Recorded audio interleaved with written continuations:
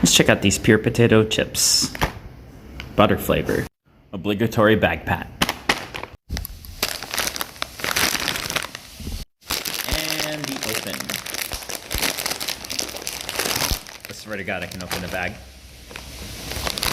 Whoops. Wow, that smell though. Ooh.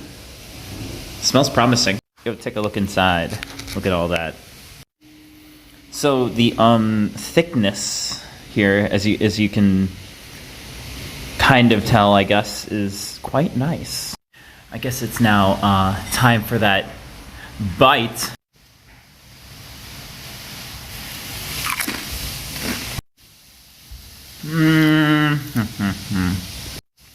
Actually kind of has quite a nice balance, but the last chips I tried were quite better in my opinion.